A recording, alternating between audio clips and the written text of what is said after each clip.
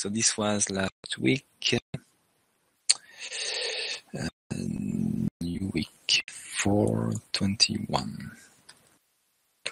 2015. Okay, so last week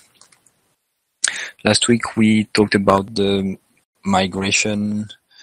We define what to do with what, so issues, close issues as they are created.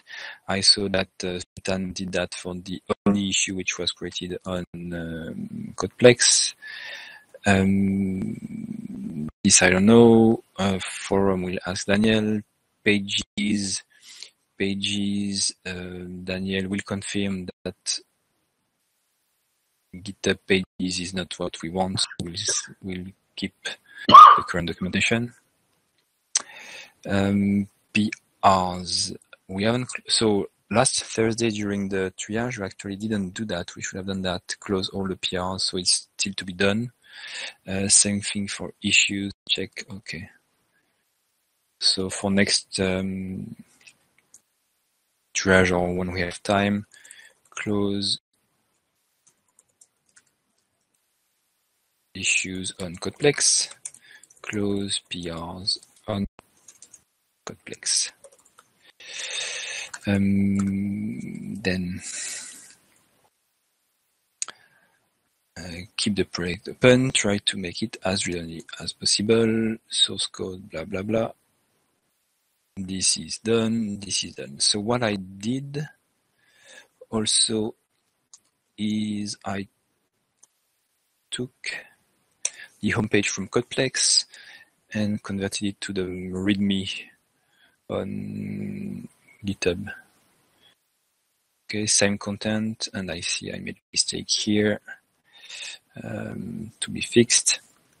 And I made another one here, crap. There were lots of and what wasn't the same, so I forgot some of them. Or maybe because they were very long lines, and on GitHub it appears on the right. Okay. I changed the code location, bug location. This is on master, and that's fine. I didn't merge it to the dev branches because we don't care for the README. The dev branches will be merged when we do the next release, and master will go also back on these. What else? I linked to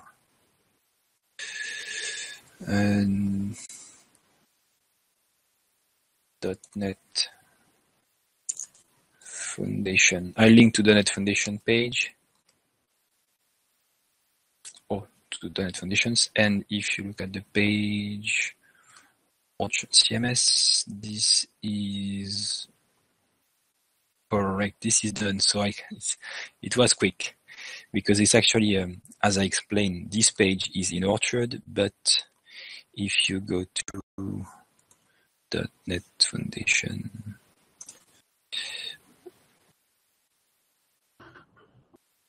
GitHub,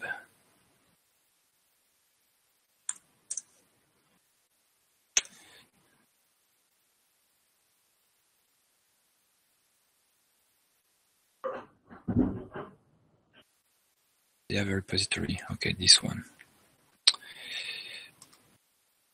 No, not this one. Which one is that? Oh, I know.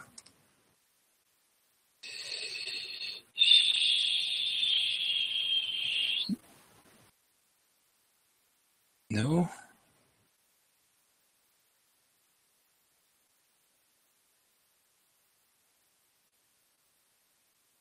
What is Project Thorpe? This is the code name for API apps. Mm-hmm. So where is this tab? /.net. Okay, here. Yes. So this page is actually on GitHub markdown file. Okay, and what they do, they have a background task to import this file as a content item on this site. Okay, so I just had to create a pull request to change that yesterday night, and it has been approved. because this file is now up to date. Okay, cool. So homepage done. Daniel, while you're here, any news on the forum? Not much to report, I'm afraid. I've started writing Okay. the migration script, but I've yet to run it, so I need some more time on that. Okay. So what else? So that's for the migration part, the status of the migration. We still need to do that, and to do finish forum export or import. Done. Okay, now everyone should be here. So, not this one. Who has any demo to do? Maybe Sipke? Yes. Yeah, 2 little demos, 2 small demos. Sipke. I know only one. Oh no, I know only one. Okay. Who else? Nobody. Okay. What do we have? Status. We have something we haven't done for a long time, which is roadmap date. What else? Triage, just to see the blocking bugs. And it should be pretty easy because Sipke worked on that. And we'll see. So, status. Let's start with what we use to do all the time. Status, and I'm too fast. 6 days, 6 days, 6 days.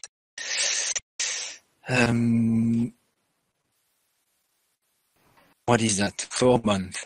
Oh, pull request actually out there. Okay, this is, and you see all these branches. This is because lots of pull requests have been merged. More merges means more parallel branches here. This one is from deployment branch. This one is a pull request from Marek, which is about extracting this number into constants. So this is pretty safe. Now it was commented, and it was a pull request on GitHub. The only comment was please target it to 1.x or something like this. Yeah, I can't see it from there. Sipke fixed the unit tests. I assume because of the layout. I don't know what caused the change in the structure, but the generated JSON included an extra element. But I don't think it's related to the layouts. So what JSON? If you look at the, yeah, this one was failing, object dumper tests. Okay, but what about those? This is just refactoring. Yeah, I just sneaked in some minor changes there. Okay. Nothing to do that. So just this one. Yeah, there was a change about optimizing this thing. Stanley did that 6 months ago, but someone else, I think, optimized it further. So maybe that's why. That would make sense, actually. Removing a dependency, good. So this is all post GitHub. Okay. The issue is that with all these branches, I don't know what branch it was on.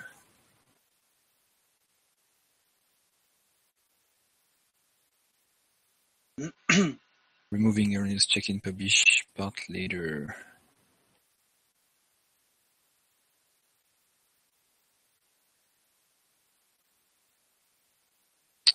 Okay, fixing some of the bugs from GitHub. So let me check GitHub, maybe it's better, actually.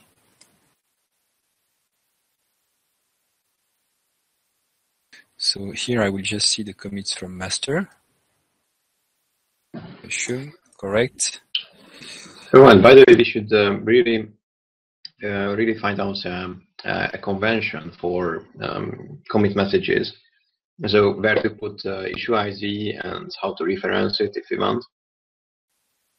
By the way, GitHub won't automatically close the issue. I saw that. It on master. I saw that. But what? Okay.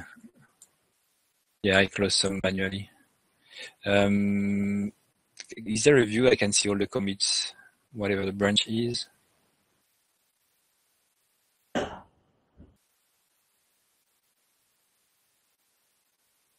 Just choose your branch. Commit. Why don't you just choose your branch and then click on commits? Yeah, but I don't want that. So the question was, is there a way to see all the commits, whatever the branch is? Just under commits, no? No, Source that's has a nice view. branch. This is for master. Oh, there is also a second. So I can just select things like this. I always use source tree, and that one shows all the branches for all of it. You can too, but yeah, there are so many branches here. I'm lost. I don't see. Well, actually, it's not about branches. Maybe too much commits. Okay, removing. We'll see later. So this one, it looks like a message. It scares me even string. What is? Can you elaborate on this one, Nick? Yeah, it's asking for either one or the other, but there's a check above that basically nullifies the point of this if statement. So you might as well just have an else. Okay, we'll see. So is null or web space date or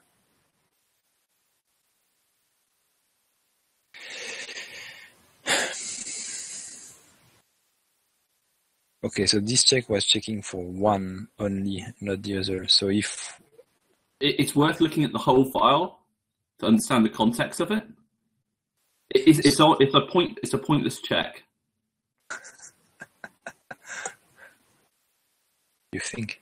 Did it cause an issue, or did you just detect it as unneeded and remove Someone it? raised it, and I just closed it off. I don't agree. It's different. I can't see your screen anymore. Me neither. Oh, stopped or I clicked the wrong button. Me neither. I see nothing. And it says you're sharing your screen. That's weird. Okay. Oh, now I get a message. Broadcaster has stopped sharing their screen. Same here.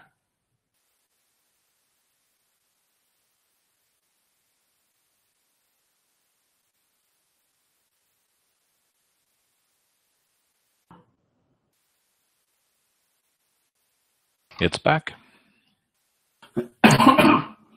This one, move away. So the test was if not string. So if there is a date and there is a time, Yeah. then we update. Or Yeah, but look at the line before that as well. So you're at the moment you're in the context of publish later, right? So you've got to have one or the other because you've hit publish later. Yeah. So if you don't have both, then raise the message. Nope, You've that's wrong. Publish later. No, that's wrong. No. So what right. you're doing, let me explain you why it's wrong, and then you will agree with me, okay? There are 3 cases and not just 2. One case is date and time I specified, this case, then we update. Second case is date or time is specified, and this is wrong. If you provide the date, you provide the time, okay? And this was this case. Third thing is date or time, well, date and time are not specified. And this is also correct. We do nothing. There is nothing to do. And this was this case that now you make it fail.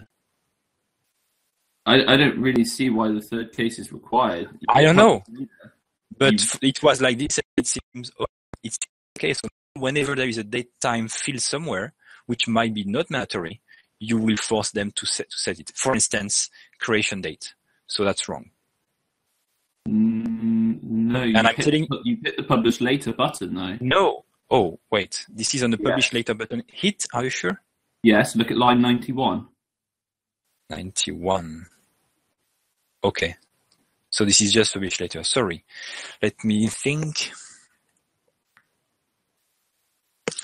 It's just publish later. So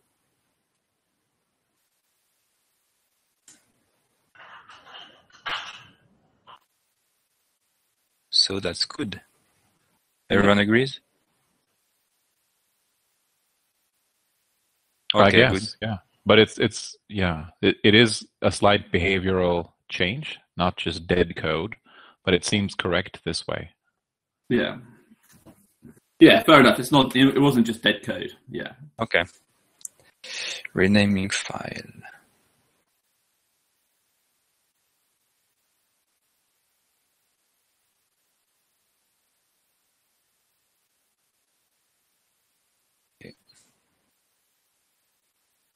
I think this was my mistake when I wrote it. Major mistake. Double HTTP.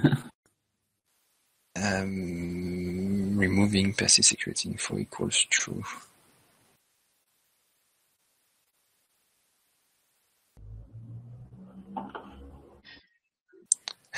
Nick fixed all the newbie issues. Latency and setup. Okay.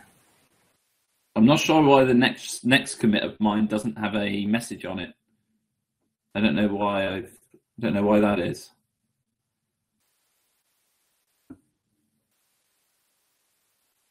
So what is that? Edit placement and component. Yeah. So what was happening is you hit the button to restore, and it pops up saying, "Would you like to remove this element or remove this something or other?" But it's not a remove button. So I just removed the item prop from it. Yeah, that's also bad. Well, Because you can specify the message if you want. Yeah, so instead of removing that, yes. Yeah, use data hyphen something. There's a data attribute you can use. Because this one has two triggers, two behaviors. First, the pop-up to click to be sure, and then it also transforms it into a post. Yeah, but it's not really doing anything.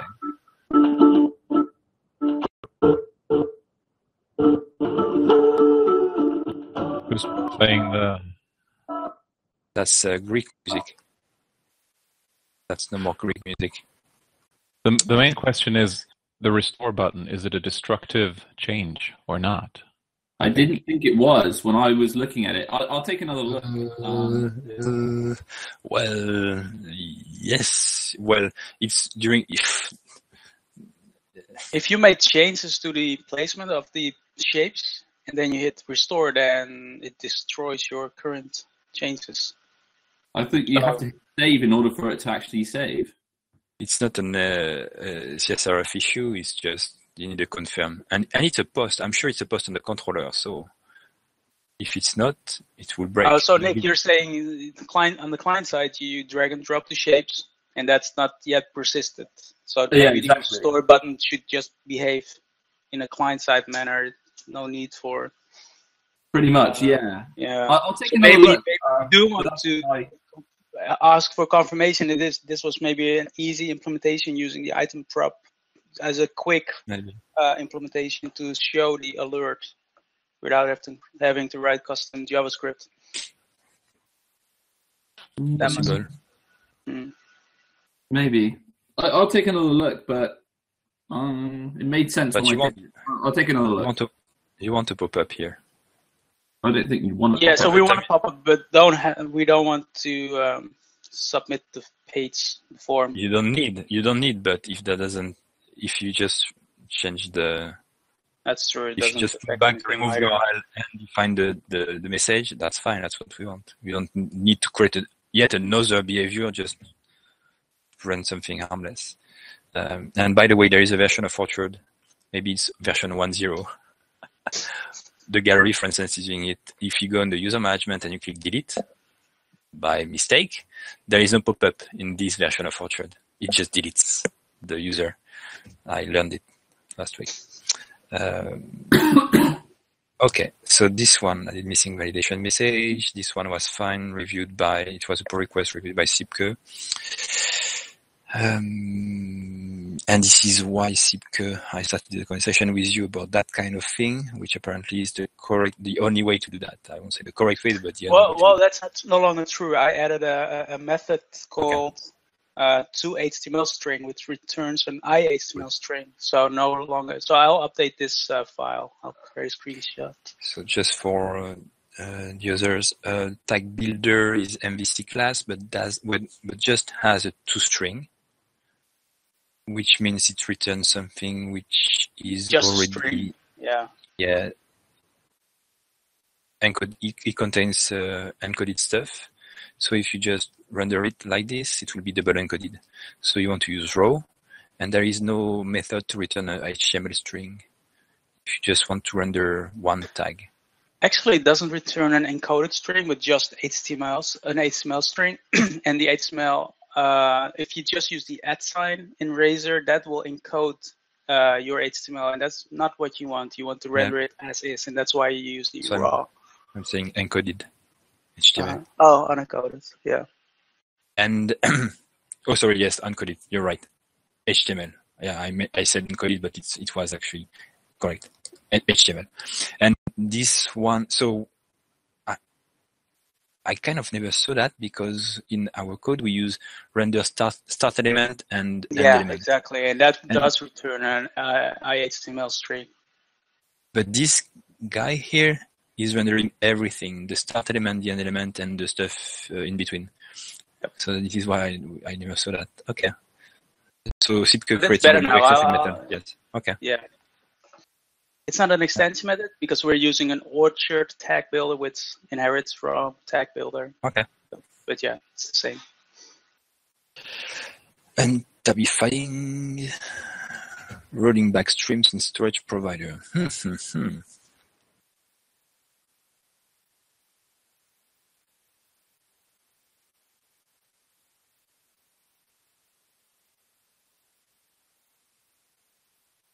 I'll trust you on this one. You must have found an issue.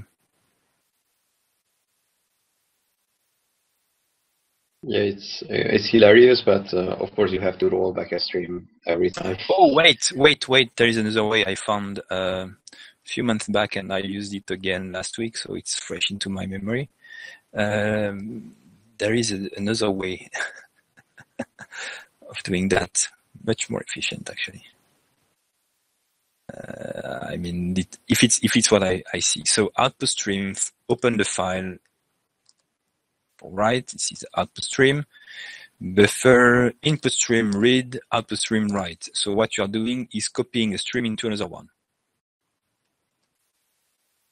Right? What you are doing, sorry. What this code is doing. Copying a stream into the other one. So first, this should be in a using. I see this pause here. Second, yeah, that's the next fix actually in the and second is you can use copy to. There is a stream copy to stream.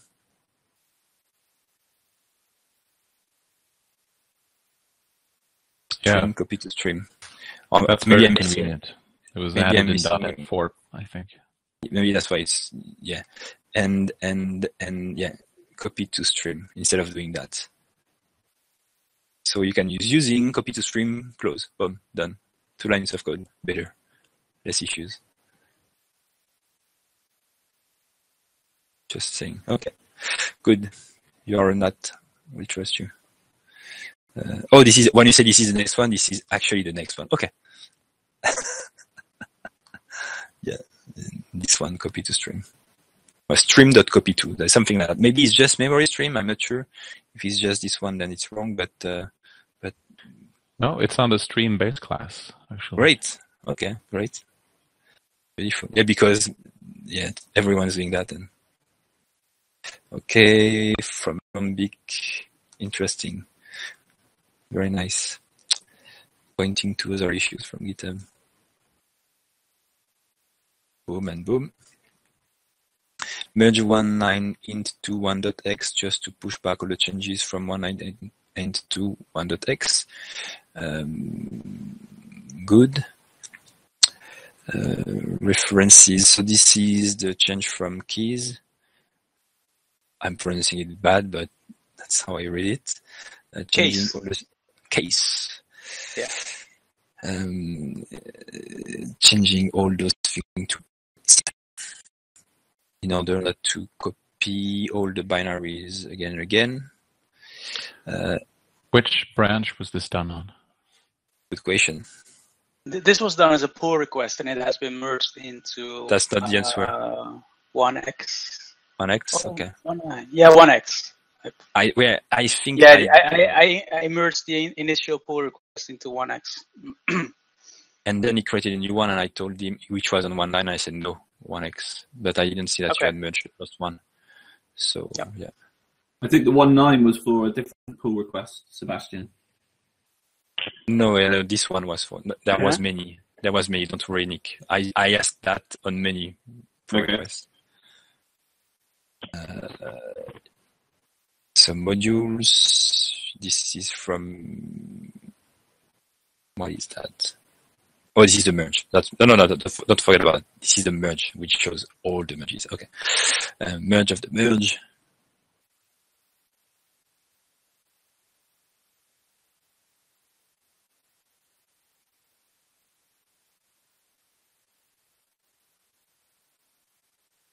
Many merges.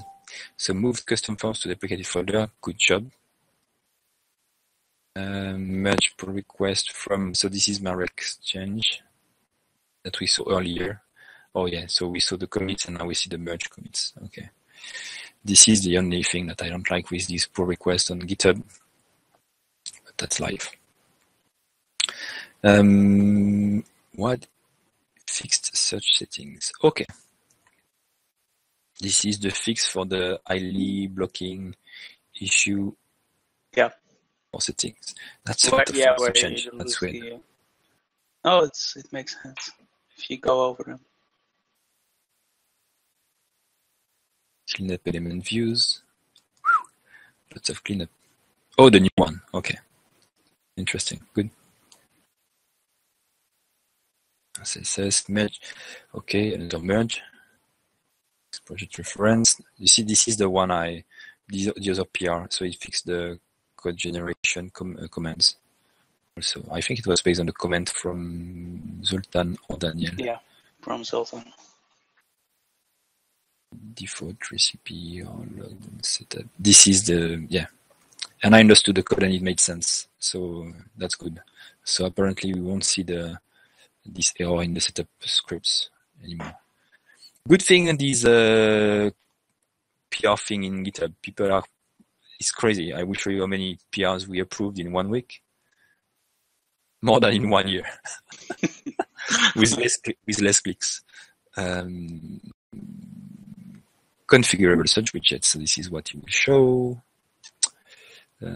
Also. Okay.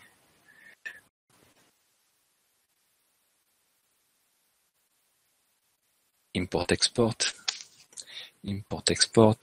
Interesting. At some point, I hope we can see a demo of that, just to see how it goes. Okay.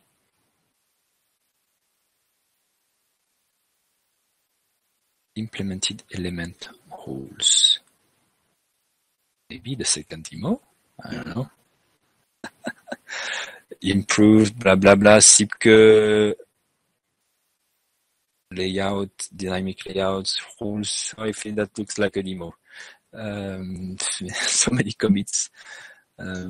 Fixed view compilation issues. Interesting. Yeah, I was too thorough when cleaning up the views. And I because of the dynamic nature of dynamics, you need to actually cast that to something for it to be able to use extension methods. It's weird. If you pass in a dynamic argument to a strongly typed method, the return type of that method is a dynamic. So you can't evoke extension methods on that. This one also is a pull request from Benedict. new hold about fixing how taxonomy terms are counted. This is me updating the README. This is the merge from Benedict. Sorry, Benedict. This is me merging Sipke. This is me merging MX. This is a refactoring of this code, which was in a specific code path to create a site object, into the handler itself, which makes more sense. So I don't know whose is with Hermes X, but he was quite active on the repo last week. Request issues, everything. So this is merged into another text, potentially null controller, which I assume it was actually. Yeah, if this form element is rendered using a background task, then there's no controller, and we are rendering it from a background task when index to get the HTML output. Doesn't sound good. I don't like it. What was your suggestion? Current controller accessor, is that a new thing? That's new. Just I think it lives either in layouts or in dynamic forms. And yeah, we need it for this form, unless you can tell me another way to, because we need the controller for some reason. There's a reason we need it. I agree. It's not a nice separation, but we need the posted values. I think if you look at the fetch posted values implementation, I think it accesses temp data on the controller. I think, I'm not sure. Although that should be an HTTP context. I can't recall exactly, but I've been struggling with it, and this was the best I could come up with at the time. Let's ask Sultan to fix it. Sure. Yeah, let's ask him. Well, you know him very well. You know him very well, so I will let you do that. Okay, I will pass the message. Good. So, demos. Sipke, do I stop sharing? I'm stopping sharing.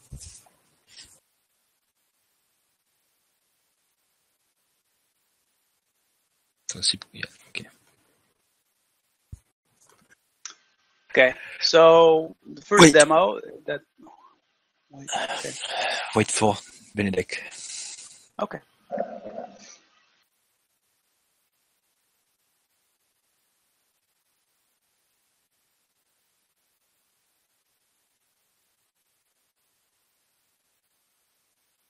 It's still loading. No. Okay, I got it now. Thanks. Okay, so the first demo is showing you the changes that Sebastian works in regarding Search Widget. Previously, you could add multiple Search Widgets to a page, but you wouldn't be able to control the index it should be searching from. But that has changed. So now if you go to the search settings, this screen has changed. Previously, when you change the default in the index that you wanted the search controller to search from, you would select the field specific for that index. I changed that so that you can configure the fields per index. So when you select the default index to be searched, then these fields will apply. And the reason I did it like that is because previously, if you change the index, then the checkboxes, you would lose the selected fields, and that could be fixed in and by itself. But the real reason is this search widget, which I'll show next. So if we add a search widget to the before content zone, for example,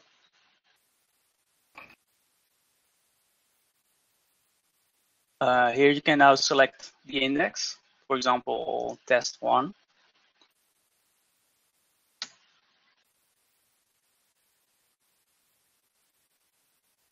What you'll see on the front end is whenever you search, you'll see that the index is included in the URL. So that's based on this URL route parameter. I know which fields to load from what's configured here. So the UI would become weird if you change the search index here and then the fields switch around, and that would work, but it would be a weird UI UX, I think. So that's why I just decided to show all three, in this case, all three indexes, so you can see all the fields configured for them.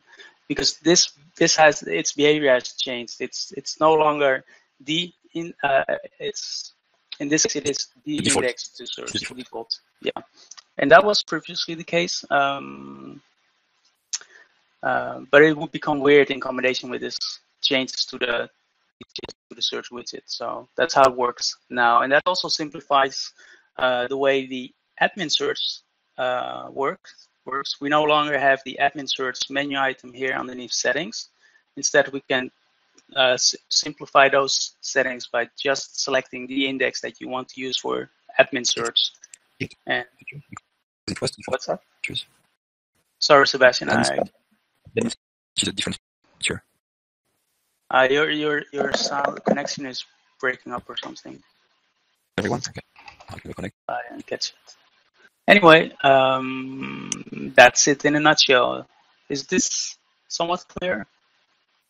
Any questions? I have a question. What happens to this UI if you have like 100 indices? Are these floats, or do you render these using some kind of table? These are floats. So if it goes all the way to the right, then it will break down on the next row. Okay, perfect. So can you hear me better now? I reconnected. Yeah, that's better. So the admin index is still a different feature, right? It's still a different feature, absolutely. So we can disable that thing. And it just appears, the editor just appears if it's enabled. Mm-hmm. Yes, sir. So now if you go to search, it's no longer there. Okay. So this section is extensible through placement. And of course, the index admin is still there because that's just data here, which you can remove manually. Makes sense. Yes, it's just a separate index. Yeah. Cool. So that's this was an old feature requested. I remember, I think it was Wallens and his friend from Netherlands who had requested that, and I've done some, I think, pull requests already. I just forgot it now, sorry. Yeah, that's true. No, I looked at it. Okay. But I wanted to do it slightly different. So just to comment on the it's not breaking because the default controller, it was search $Q equals. And in this case, the route will say, okay, you are looking for the default index, and then it will look into the default index setting here, and it will be the search index, index name search. And yeah, there was some discussion about how to route it, but that's good. That makes sense. The slash, nothing for the default. And it's cool, and it doesn't include the search index if the search index is the default. So for example, now we see the index name. However, if we change this to be search, for example, and then on the settings page here, the default index is search. Now if we go to home, search on something. Okay, so that's a bug. This shouldn't show up. So which I will fix. I fixed that, but I'll see why it's on. But that's the idea. Should be like that, but I'll fix that. Okay. Good. Like it. Okay. And I'm sure a lot of people will like it. It was really very requested. Yeah, actually, our client requested it. Okay, so switching to another branch.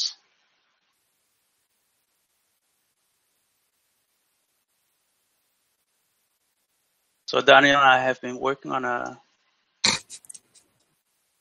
You say Daniel, you don't say boss. Yeah. Or partner. Daniel and I have been. Oh, Oh, boss, yeah. Oh, I thought you were saying, Daniel, I have been working on something. Sorry, no, it was Daniel. Daniel and I. I have to confess, I worked on something. You didn't agree with that, but I did it. I didn't go to the gym, I worked on it. Oh, what did you work?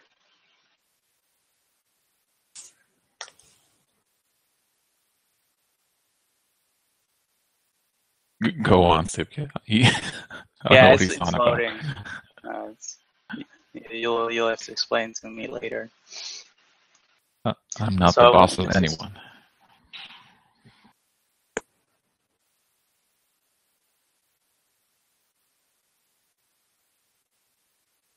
Oh. Sorry about that. Didn't realize it would take this long to switch.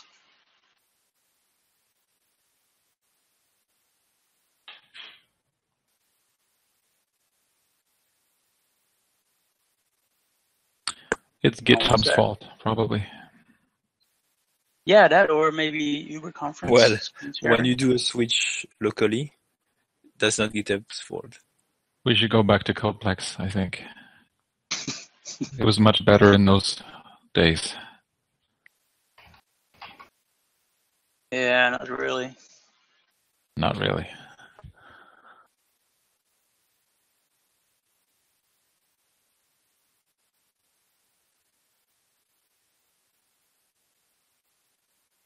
I'm sure it is because of Uber conference sharing. Usually it goes a little bit faster.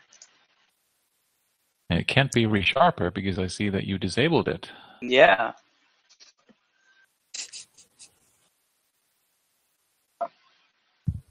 Yeah, you love ReSharper until you open Orchard, and then you hate ReSharper. Yeah. I came to love the little ReSharper suspend command. Yeah, that's the best thing about ReSharper, actually. That's not true.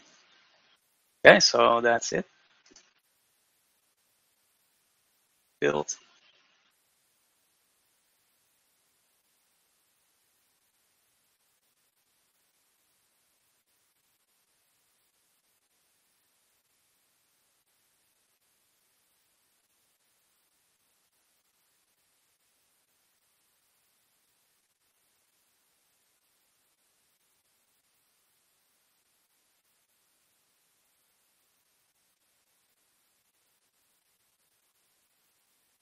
I wonder if I applied the fix from case, because that increases the build speed significantly. Mm-hmm. Less disk IO, so. Yeah, exactly.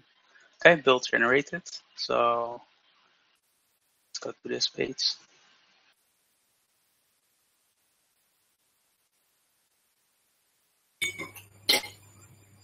So what we have in this feature branch, what we've been working on is something called visibility rules. We have rules in widgets where you can define layers, and layers consist of rules. Now we have that for elements as well. Yeah. And it uses the same engine, the exact same engine as Orchard Widgets using, which also means we are taking a dependency on Orchard Widgets, and maybe eventually you want to break away from that, but that would mean moving away the rules engine into its own feature, or maybe even its own module. But we can talk about that. Isn't it already the case, the scripting thing? Yeah, scripting is, yes, but this thing isn't. Check. That's weird. Yeah, we need to think about it. Yeah. Okay. Oh. I thought that everything was in scripting. Yeah, I thought so as well. But I think it's the time to use JavaScript now. So I'll comment on that later. But this is the room. This room manager comes from widgets, as you can see. Okay. So anyway, what as an example here on this row, every element supports rules. However, why is it showing? Is it a feature? No, it's not.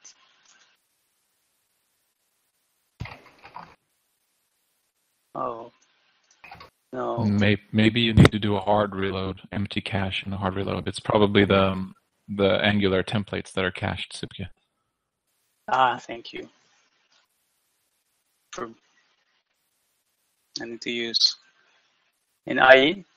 This works. Hard refresh isn't sufficient. You actually need to really clear your cache using this feed tool or this. There's a neat way to do that in Chrome. If you have the DevTools open, you right-click on the refresh button. There's a context menu to do it. Really? Yeah. So say again. Mm-hmm. If you're on a page and if you have the DevTools opened, like hit F12.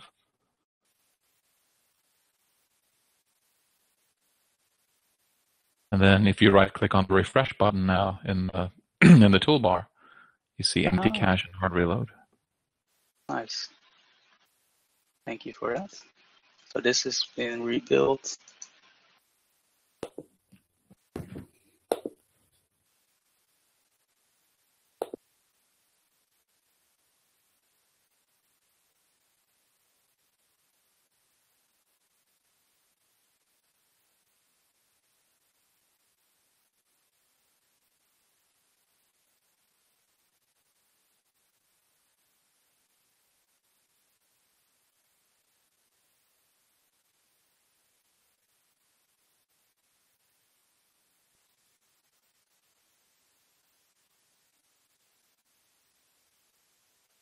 Yeah, so there it is. So every element has a something called visibility rule. For example, the simplest rule is authenticated, which returns true if the user is authenticated. So why this way and not the container way?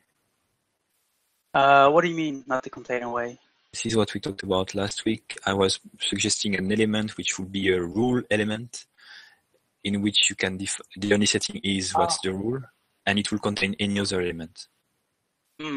Yeah, Daniel and I discussed this, and we thought it would, why not apply to any element? And because the column is a container already, row is a container, so you can already use container. You can even use the canvas and use that as a container, and it has that exact same thing. So we figured, why introduce yet another element? And also, the containers that we have different semantics today, so they depend on each other's behavior. A row contains a column, for example. If you want to place a rule element in between those in the hierarchy, then that kind of has to act as both a row and a column. So they would be very tricky to do. Yeah, at some point you need to review this pop-up editor. Sure. So now there is this visibility, which is, I'm sure, the less common one used, but it's always showing up.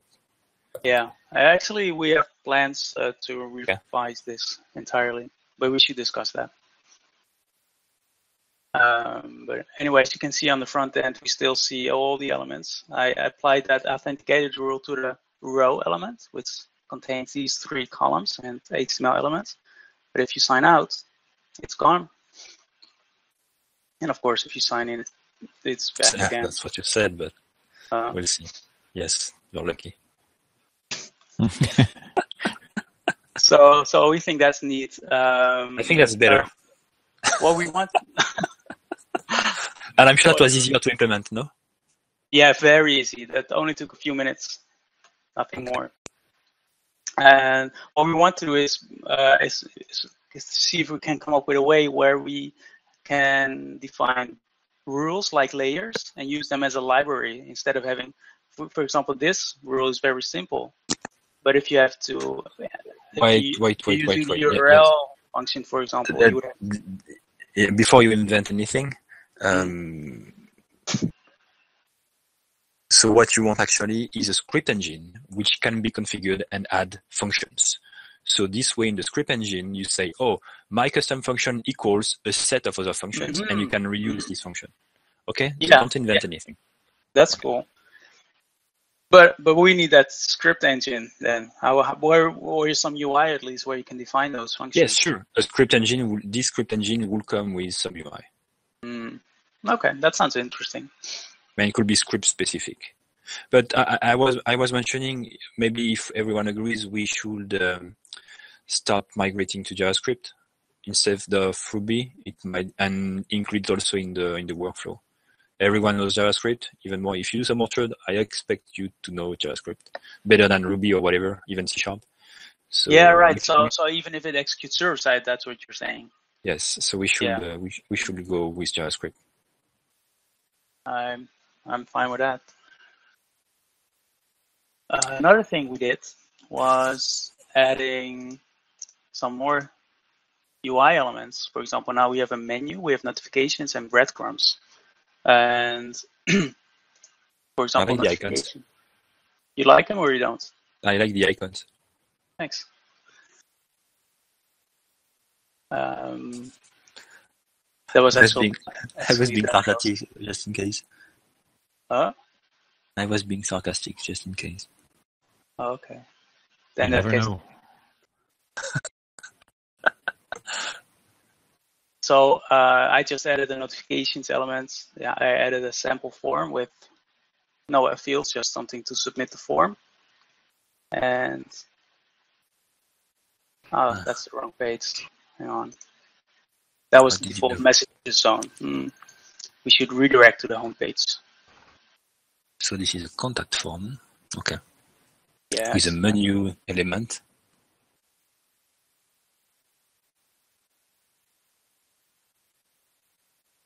Yeah, actually that spoils this demo. This should go to the home page. Save. Yeah, I actually use this master. So the notification only shows on a post, or every time the page is shown? Oh no, only when there's notifications there in the temp data. It works exactly like the messages zone, but now you can control its position. So you see, I placed it here, and now it appears there.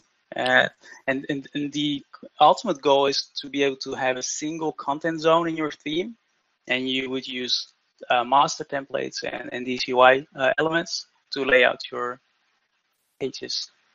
And that's why we also have a menu and a breadcrumbs. It's, the code is exactly the same as in the menu widget. It looks like this.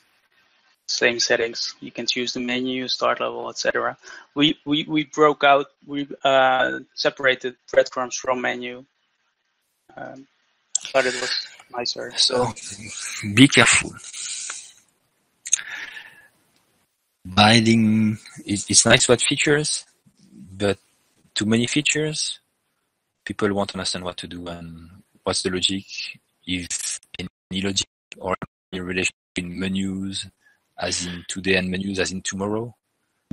Sebastian, I think today's reality is even more confusing, where when you build a site, you kind of have to draw a line somewhere between what you control with your theme zones and what you control using layouts. What we want to accomplish with these changes are that you can go all the way, so far as to even disable the widgets feature in your site and still be able to do everything that you can do today.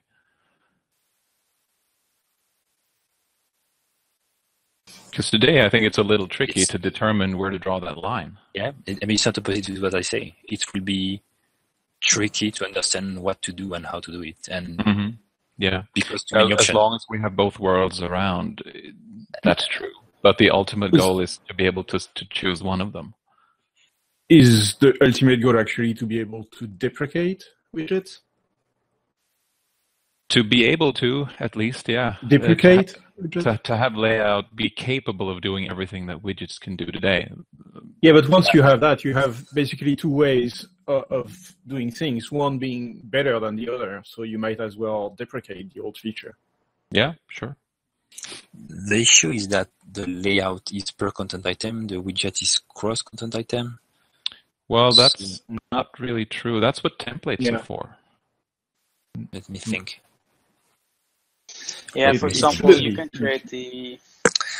Well, but templates are for, but this means that, okay, I mean, you can replicate part of the widget's behavior with templates, but if I go somewhere which is not based on a template.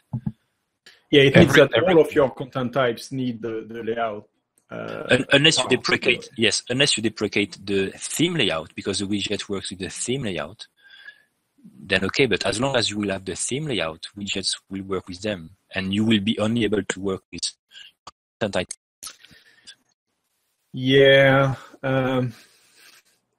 Actually, we don't know that everyone will use the layout feature, even if we push it by default on the pages. So, yeah, we probably need more time to evaluate that. Yeah, this is more of an experiment than anything, really. Yeah, but I love it. I like to be able to do that. Because the way I see it today, the layout module as we ship it today, we have 1.5 way to do the same thing. We might as well have 2.0 way. Yeah. Mm-hmm.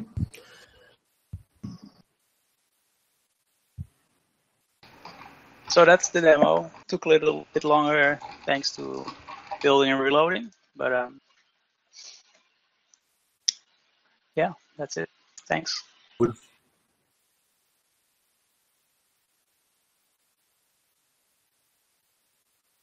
So, who is in favor of merging the layer rule in the elements? I don't disagree. It's a little unclear what you're asking here. He showed the feature of the elements have now a rule. It's a feature branch. So should we merge it? Oh, merge it in the sense of source control. Correct. In what accept it in the core. Accept it in the core. Let it in. I don't know. I don't think it can be. It can accept be. Accept it in 1x or in 1.9. 1x, right? Yes, it can wait. So yes. Sounds good. Zoltan, Piotr.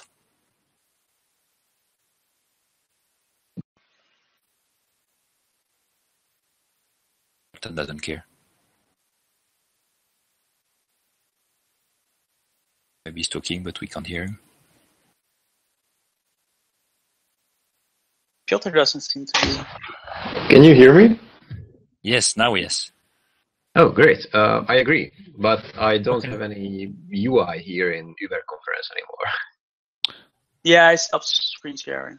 Yeah, that's fine. There is no shared screen right now. Okay, cool. Oh, just opening the Orchard. I'm not sharing. It will take too long. I will have to rebuild, and which are very slow. So if I go on the issues, and I will filter by labels, looking for hi. Is open. We still have 3 of them. What are they? Bug when you delete a content item with auto route and a localized route. It's an old one. It's not part of this shipment. So we just have one which is hi, which is open 20 days ago. But when you delete a content item with auto route, are you sharing? I'm not sharing. I'm not sharing. It's bug 5137. I can paste the link. So this is the only one that is blocking today. And nobody has reproed it or tried to repro it. So we should check. Might be very simple. He's proposing a fix also. it will be very it will be very safe not to accept the fix as is, but to understand what the issue is. And because he said, I temporarily solved the issue in this way. So just want to check. But when we triaged the bug on Thursday, it looked like an actual bug, something that should be fixed. And it looks actually... Did you say 5153? Yes. No, 5137. 37, yeah. I pasted the link in the chat. It didn't show up in the chat for me for some reason. So